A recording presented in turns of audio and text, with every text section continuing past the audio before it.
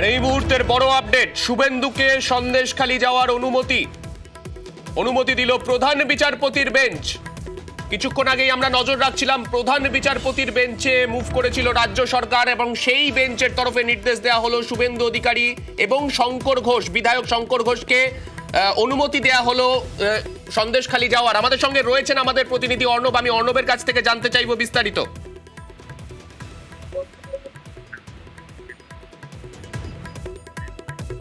অর্ণব, শোনা যাচ্ছে?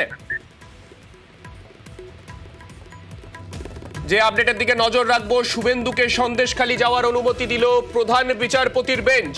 রাজ্য সরকারের তরফে সিঙ্গেল বেঞ্চের নির্দেশকে চ্যালেঞ্জ করে প্রধান বিচারপতির বেঞ্চে আবেদন জানানো হয়েছিল যাতে শুভেন্দু অধিকারীর সন্দেশখালি যাওয়ার যে নির্দেশ সিঙ্গেল বেঞ্চ দেয়া হয়েছে সিঙ্গেল বেঞ্চের তরফে, সেই অর্ডারে যাতে স্টে দেয়া হয়। কিন্তু তা সত্ত্বেও প্রধান বিচারপতির বেঞ্চ তারা জানিয়ে দিল শুভেন্দু অধিকারী এবং বিধায়ক শঙ্কর ঘোষ তারা যেতে পারবেন সন্দেশখালি।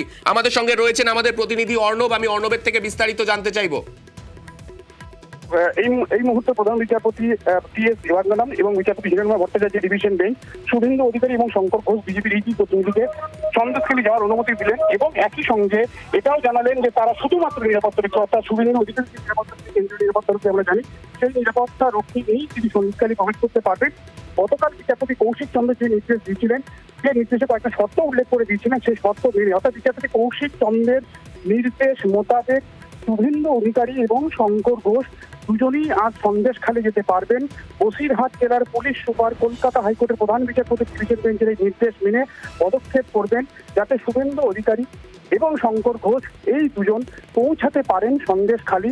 তবে তাদের সঙ্গে তারা যখন সন্দেশখালি প্রবেশ করছেন তাদের সঙ্গে কোনো বিজেপি সমর্থক বা সেখানকার কোনো অনুগামী শুভেন্দু অধিকারীর সাথে দেখা করতে পারবেন না বা কথা বলতে পারবেন না।